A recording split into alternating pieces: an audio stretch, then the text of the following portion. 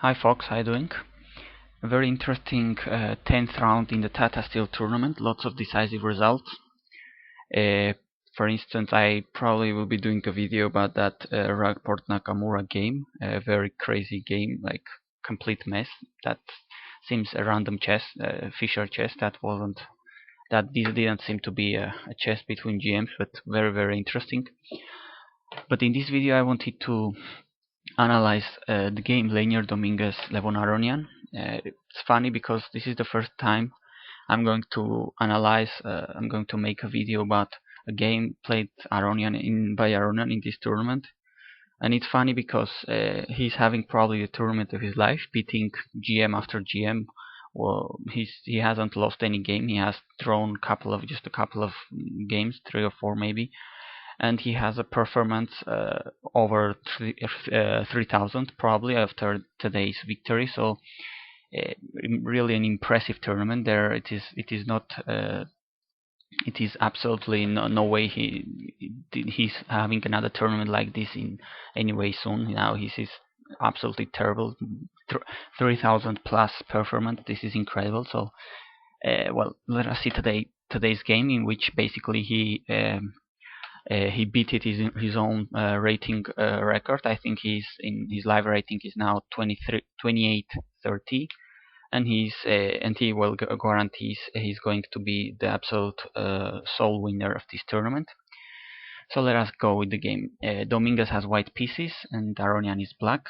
E4, E5, knight F3, knight C6. Now Aronian has been playing this Ruy Lopez, this E5 against E4 for lots of years against the very elite of the chess tournament chess, and I can't remember many games in which he had problems in the opening. So he's one of those guys which arise the question that is E4 playable enough in the elite anymore.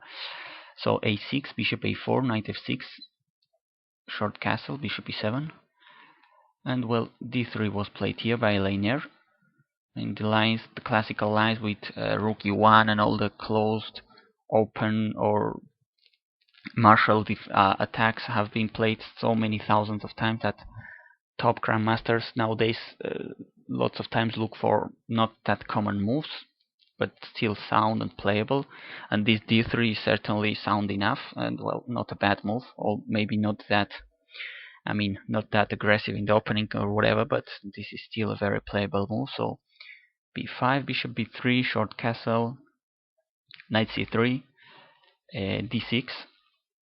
Now black would probably like to play queen a5 to chase that Spanish bishop right away and get rid of white bishop pair, but unfortunately for him the e5 pawn is now hanging, so d6 first to protect. And well, here white plays a3 just to give a room for his bishop in case of knight a5. And in this exact position, last year in 2013 in European Team Chess Championship, from which I made a couple of videos from interesting games.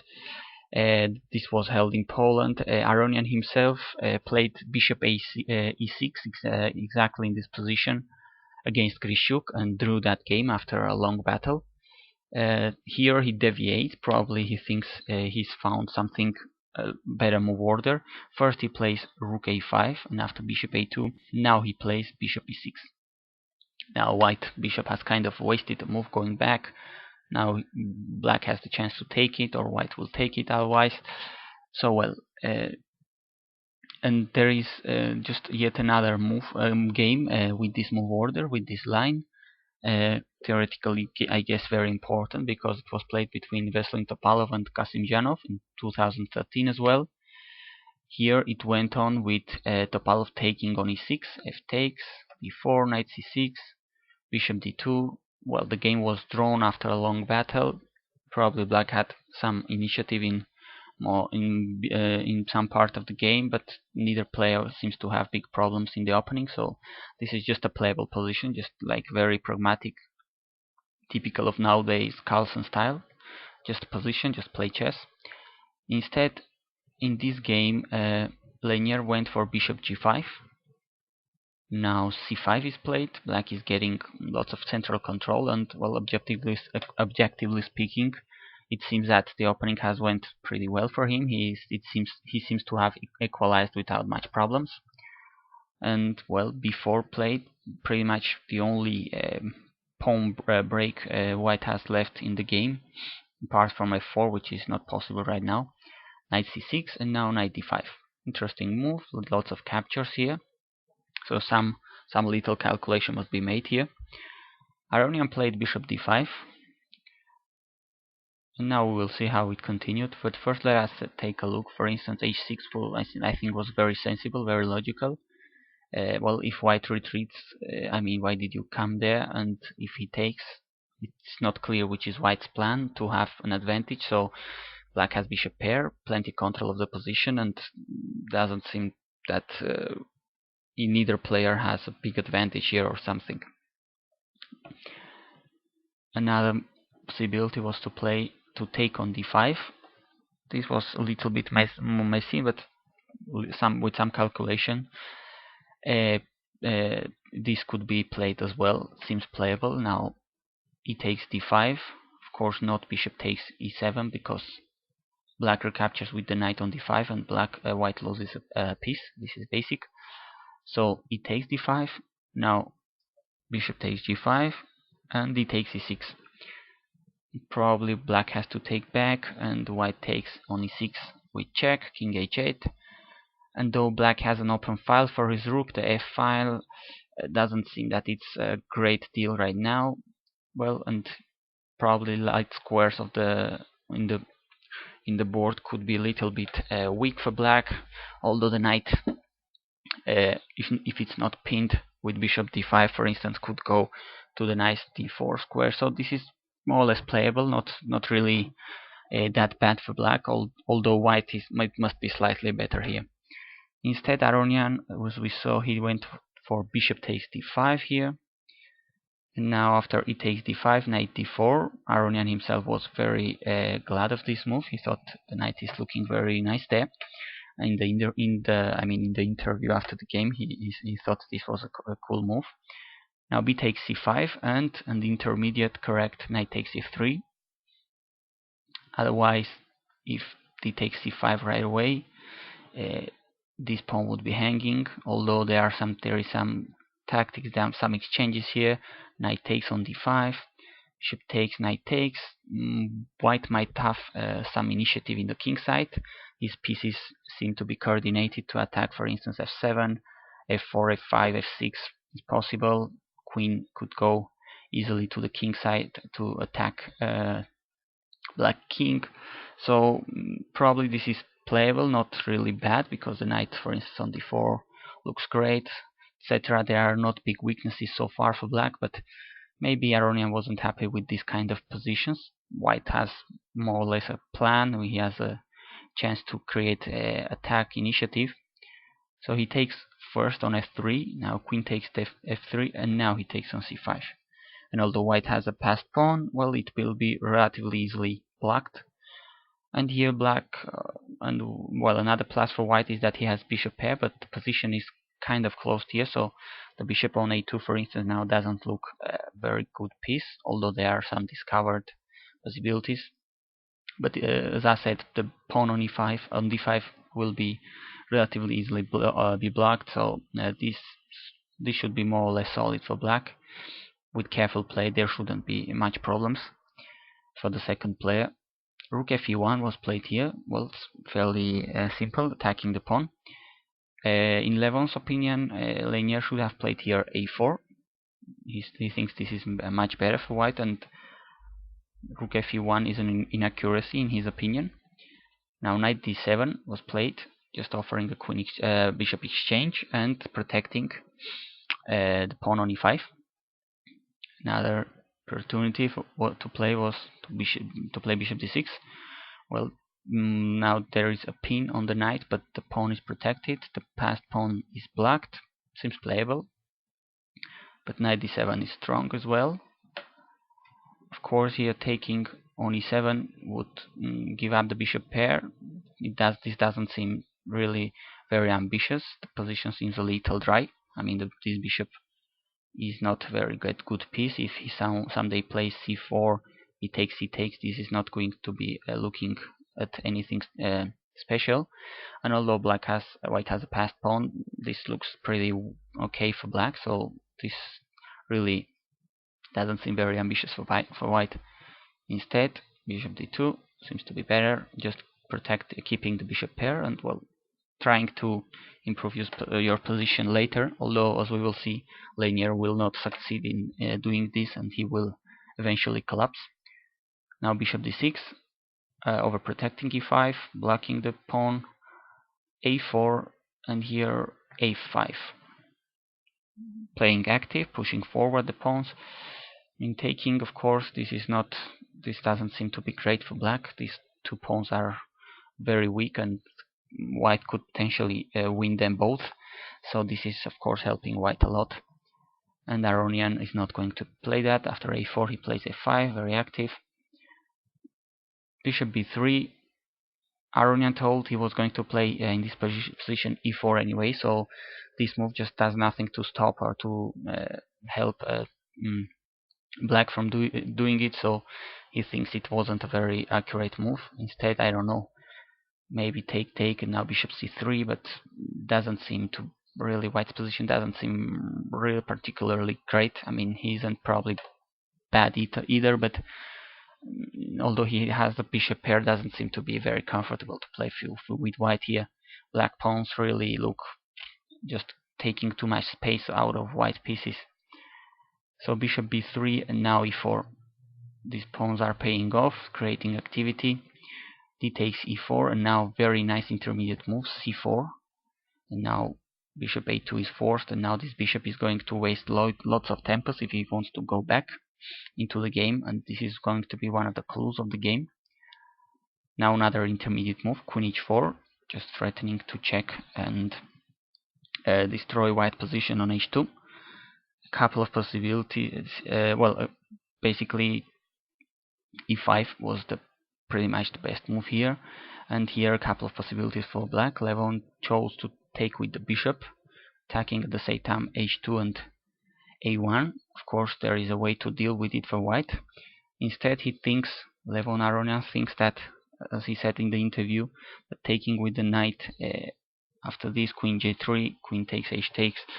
Here, black has a slight advantage, but nothing more, nothing really great. So this is probably not winning for black. Instead, he kept taking with the bishop. So now g3 pretty much forced. Queen g4, once again, pretty much forced to take. And here, Lanier plays a move which basically seems reasonable to just, you have the rook under attack, so you play c3 and stop the attack. But it seems that white's position is much worse right now, because black is going to be much more active. White has too many weaknesses. I mean, the the d5 pawn is weak, the c3 pawn is weak, the a4 is weak. Black is going to be much more active, and white is going to have the problem with this bishop, which will have to lose tempos to get reactivated. So it seems that c3 is giving black a decent amount of advantage. Now bishop f6, bishop b1 was played. You need to get back with the bishop, otherwise you just cannot play with the bishop staring here at the pawn on c4. But this makes possible this tactical trick of b4. Now white cannot take because the rook is hanging on a1. So rook e3, just protecting the pawn on c3. But now black is getting activated. Rook ad8, an excellent square for that rook. Now protecting his own knight, which will in fact go away. And now the d pawn will be weak. He's targeting, also x-raying the bishop on d2, so this is a very nice file to get the rook into. Bishop f5, and now, here almost, it seems that almost everything was winning, but strange looking move by Aronian here, h5 he played. I don't think white was intending to take on g4 anyway, but he just protects it in any case. Knight b6 is the move suggested by Kasparov, who was, by the way, commenting today in the press room with the commentators, and he thought this is quite strong, attacking lots of things, and the knight really can do lots of damage there. Knight c5 seems to be really a very strong move. Knight once again has lots of strong jumps here in the center of the board. This is really a powerful piece, the knight right now. But anyway, h5, and well, I guess almost any move would keep lots of advantage for black here. So why not h5? Rook d1 and b3. Now this pawn on b3 is a monster. It's going to be strong enough to win the game for black. So this is already almost gone for white. Bishop c1 was played just to avoid this pawn from advancing even more right now, and also protecting with the rook the d pawn just in case. But anyway, bishop g5 here. Black has lots of resources, attacking the rook, attacking the bishop on c1. An intermediate move here by the Cuban player. Bishop e6 check, king h8, and now rook e2. Of course, black is happy to exchange because more exchanges happen here. This pawn on b3 is much more stronger, so all endgames must be won here for black. Knight c5, a really monster knight here. I mean, attacking everything. This is going to be a very, very strong piece. a5 played so far, just keeping the pawn for the time being, but really at this point it is hard to imagine how would white save this position. I mean, material is equal, but this b3 pawn is huge, is enormous. Black's pieces are very active, and it seems that white has a passed pawn on his own, but in fact this is quite weak. The bishop cannot move very far away from the pawn, so the knight is really a big factor in this game, along with this b pawn. This gives black lots of advantage here. Rook f8 was played here, king f1, g6, no hurry, I mean no need to rush. White can do basically nothing, there is nothing really active he can do, so Lanier on the other hand was in great time trouble, so Aronian just plays sensible moves, improves his position little by little, step by step. Rook c e1, king g7, and here, well, d6. Aronian said he had calculated this bishop takes g4 kind of trick, seems to be winning a pawn.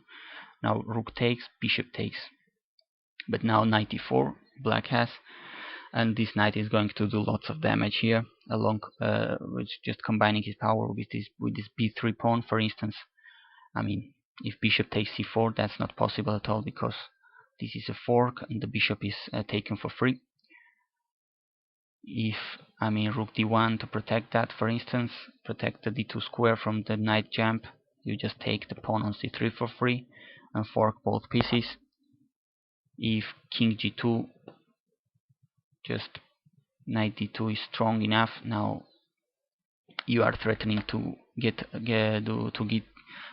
keep advancing this b pawn, for instance. If rook d1, b2, and there's no way you're going to stop this pawn from promoting, and if bishop takes bishop d1, the rook could take the pawn on d5, then the one on a5, and this is basically over once again. So it seems everything is favoring black. There is not really a logical way for white to look for tricks or whatever to save the position. That's why basically Lanier just played the move d6. He was in a terrible time trouble, just hoping for black to blunder or whatever. But of course, Aronian is a master in chess. He's a really great genius. I mean, you're not having a 28-30 rating without being an absolutely genius. He had lots of time, and he liquidated here into a very easily won endgame. He takes on e6. He could have also taken on d6. This must be already won as well. The point is that now bishop takes c4. It seems that white keeps the pawn, but after some exchanges, rook d1 check, king g2, rook c1, and well, white has lots of pawns which are going to be falling one after the other, and once again this b3 pawn is a monster. It's going to decide the game in black's favor. So Rook takes c6 was played, and after the exchange, this is I mean, material is equal, but the black passed monster is going to decide the fate of the game. Rook d7, no rook e6, no rook e7 allowed now. What to play? I mean, you're going to basically, black is going to play king f7 and take the pawn on d6 late. So there is not really useful to play here. Doesn't make that much sense. Lanier went on playing a couple of moves, but of course he knew this is this is absolutely gone. No way to have any chance here. Rook e8 he played. Rook takes d6. King e2 he played, and after rook d3, I mean, Lanier gave up.